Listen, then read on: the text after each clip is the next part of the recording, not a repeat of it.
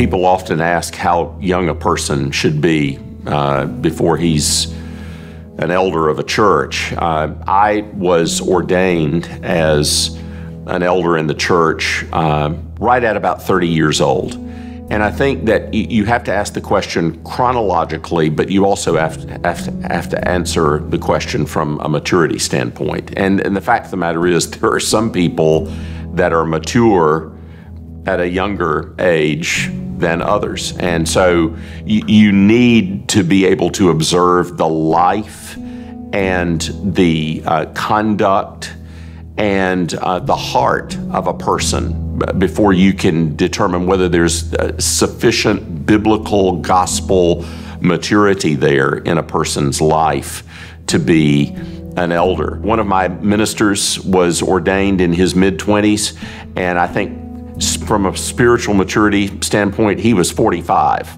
when he was 25 years old. And but he stands out to me. There are not many guys that have that kind of maturity at that age. We live in a day and age where youth is sometimes worshiped.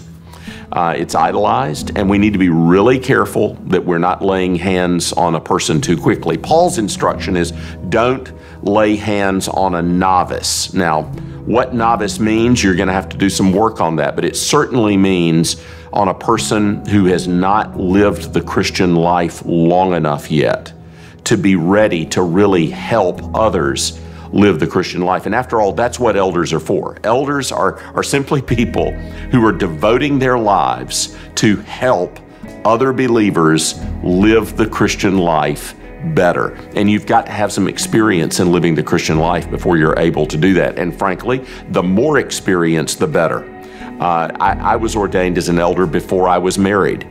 There is no question that I was a better elder after I was married and had children than before I was married. And so you have to take into consideration life experiences. Now, I know brothers like John Stott who were never married, who are more mature as a single man about dealing with family things than I probably am now. So there are all sorts of life factors that you have to take into consideration when you're laying hands on a man for the eldership. But the rule that Paul gives is simply this: don't do it too quickly. I mean, those are Paul's words: don't do it too quickly.